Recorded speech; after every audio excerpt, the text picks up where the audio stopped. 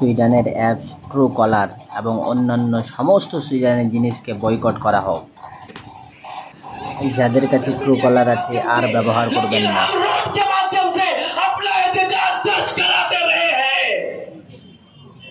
आप ये बात याद रखिए कि कुरान की तालीम अगर अपने बच्चों को नहीं देंगे तो ऐसे ही आपके सामने कुरान की बेहरमती होते रहेंगे और आपके बच्चे इंग्लिश मीडियम में पढ़ने वाले डॉक्टर, इंजीनियर, एमबीए, एमबीबीएस करने वाले कुरान की हुर्मत को नहीं समझने वाले हैं। मैं उन माओं से कहना चाहता हूं, जब घरों के अंदर पर्दा नशीं मां है और मेरी बहनें रहती है, कि आप अपने बच्चे को सुबह 7 बजे प्रिंसिपल के डर से बच्चे को स्कूल के गेट पे पहुंचा देती है, लेकिन अल्लाह के डर से सुबह 4:30 बजे मस्जिद के गेट पे नहीं भेजती।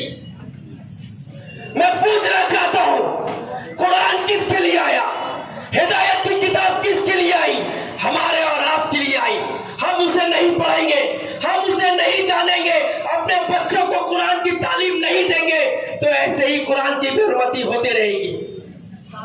मेरी आवाज जहां तक जा रही हो, मेरे दोस्तों, मेरे भाइयों, इस तरीके का जो स्वीडन ने हरकत किया है उसके विरोध में आज हम सारे लोग यहां जमा हुए हैं।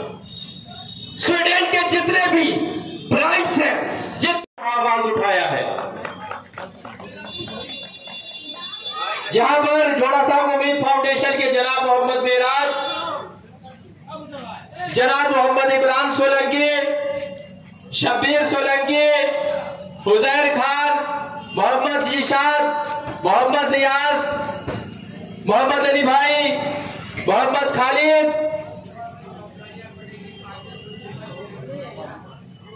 मोहम्मद अशरफ, अमान भाई, शमशाद भाई,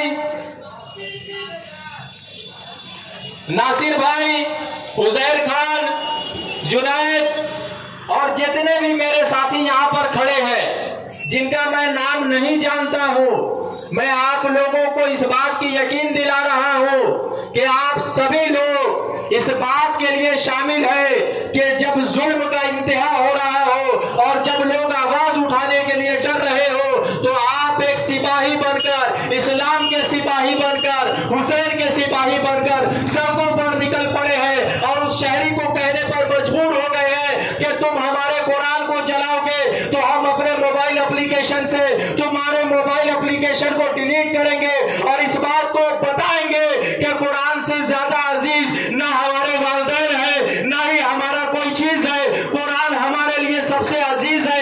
तुम हमारे कुरान के ऊपर आवाज उठाओगे तो तुम जिस भाषा में समझोगे इंशाअल्लाह हम तुम्हें उसी भाषा में समझाएंगे।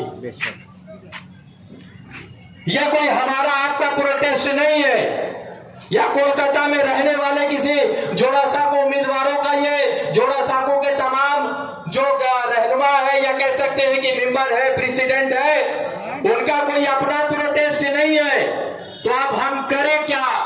क्योंकि हम इस सरकार के खिलाफ लड़ने में नाकाम है तो स्वीडन जो तकरीबन 7,000 किलोमीटर दूर है यहाँ से, उससे कैसे लड़ेंगे?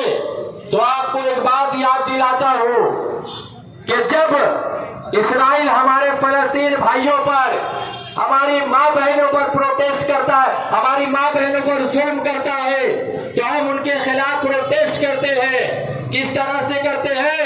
हम उनका सामान को बाइकआउट करते हैं, हम उनके सामान को नहीं खरीदते हैं। आज जरूरत आ पड़ी है कि आप इस बात की सबूती दे, आप इस बात की गवाही दे कि मुहर्रमुल हराम का महीना चल रहा है। इमाम हुसैन ने अपनी शहादत देकर पूरे आलम इंसान को यह पैगाम दिया है कि हर लड़ाई सिर्फ जीतने के लिए नहीं लड़ी जाती है, बल्कि कुछ लड़ाइयां इसलिए लड़ी जाती है कि लोग जब तारीख को लिख रहे हो तो इस बात को वहां पर मेंशन कर दे, इस बात को वहां पर रकम करे कि जब जुल्म की इंतहा बढ़ चुकी थी, जब लोग लड़ने के लिए तैयार नहीं थे, जब इस्लाम के ऊपर आंच उठ रहा था, जब लोग बोलने के लिए तैयार नहीं थे, तो जकरिया स्ट्रीट पर नंगे सर खड़े होकर बिना चप्पल के गरीब मजदूर लोग कुरान के हुर्मत पर उठने वाले सवाल के खिलाफ अपना अपना जुल्म जो है, अपना एहतजाज दर्ज करवा रहे हैं। तो मैं आप तमामी लोगों को दावत दे रहा हूं कि अगर आपके दिल में जरा सा इस बात ने ठेस पहुंचाया है तो आप जहां कहीं भी हो, जकरिया स्ट्रीट के एक तारीखी मंच पर आए और अपना एहतजाज दर्ज करवाए। अगर आप एहतजाज दर्ज नहीं करवाते हैं तो कल स्वीडन में हुआ है, किसी दिन फ्रांस में होगा, कभी अयोध्या में हुआ है, कभी कोलकाता में ये लोग करेंगे। इसलिए इकट्ठा हो जाना जरूरी है, मसला की लड़ाई को छोड़कर इकट्ठा होना जरूरी है। और जो कोई भी इस्लाम पर, कुरान पर, हमारे नबी पर आवाज उठाएगा, वो जिस भाषा में समझ रहा हो, हम उसको उसी भाषा में जवाब देंगे इंशाअल्लाह। अभी एक और चीज अभी देखा, जोड़ा साहब उम्मीद फाउंडेशन किसी सिर्फ मुसलमानों का इदारा नहीं है। हमारे हिंदुस्तान में तकरीबन 29 राज्य है, सूबा है, और कुछ ऐसे सूबे हैं जहां पर दिल्ली सरकार अपनी तानाशाही चलाती है, अमित शाह जी चलाते हैं। मणिपुर पिछले 60 दिनों से जल रहा है। प्रधानमंत्री नरेंद्र मोदी फ्रांस जाते हैं, प्रधानमंत्री नरेंद्र मोदी ऑस्ट्रेलिया जाते हैं, मगर जब मणिपुर में हमारी 2 बहनों को उसके कपड़े उतारकर सरेआम परेड करवाया जाता है, तो जिस देश में महिलाओं को देवी समझा जाता हो, उसी देश में उनके इज्जत आबरू पर सवाल उठाया जा रहा है। अब उनके लिए भी खड़े हैं और उनको जकरिया स्ट्रीट के मंच से दावत देते हैं कि मणिपुर वालों सुन लो, हम तुम्हारे साथ खड़े हैं। और दिल्ली में बैठी हुई भाजपा सरकार से कहते हैं कि तुम हमारी बहनों पर जुल्म करोगे तो हम गोली खाना मंजूर करेंगे, मगर अपने बहनों के ऊपर जुल्म के ऊपर आवाज जरूर उठाएंगे। तुम्हें जितनी ताकत है तुम जुल्म करो, हमारे पास जितनी हिम्मत होगी हम उसके खिलाफ अपना एहतजाज दर्ज कराएंगे। लौटाएंगे सारा तुम्हें सूद के समेत, लौटाएंगे सारा तुम्हें सूद के समेत। हम पर तुम्हारे जुल्म का जितना उधार है, ताकत तुम्हारे पास अगर है सितमगरो, तो अपने पास भी रहमते परवरदिगार है। बेशक। और सवाल ये भी है कि जो लोग हमारे लीडर हैं, किसी भी पार्टी से हो, वो कहां है? तो किसी मरकजी हुकूमत में बैठे हुए लोगों के लीडर पर सवाल उठा दिया जाए तो ये लोग काला झंडा लेकर निकल जाते हैं। कल देखिएगा किस तरह से भीड़ होगा। मैं उसके खिलाफ नहीं हूं, मगर मैं सवाल पूछना चाहता हूं कि 60 साल की जिंदगी में जो लोग आपकी रहनुमाई कर रहे हैं, आप उसके लिए सड़कों पर निकल गए हैं, मगर जिसकी वजह से पूरे कायनात का तख्लीक हुआ है, उसके लिए आप यहां पर भी नहीं आ रहे हैं। ये अफसोस की बात है। कैसे डसेगा कौन, ये सब जानता हूं मैं। सांपों की सारी नस्लों को पहचानता हूं मैं, जंगल का हो या किसी आस्तीन का, सांपों की सारी नस्लों को पहचानता हूं मैं।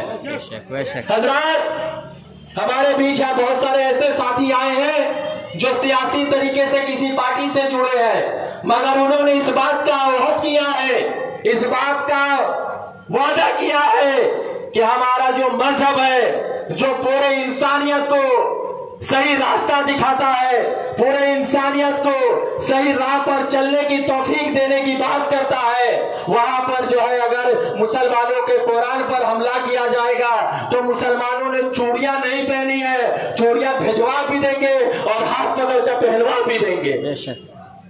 इसलिए मेरे और भी कई सारे साथी हैं, मैं उनसे गुजारिश करूंगा वो आपके बीच आकर अपनी बात रखेंगे। जनाब मोहम्मद सरफराज साहब, जनाब मोहम्मद इमरान सोलंकी साहब, जनाब मोहम्मद खालिद साहब और भी कई सारे स्पीकर हैं जो आपके बीच अपनी बात रखेंगे।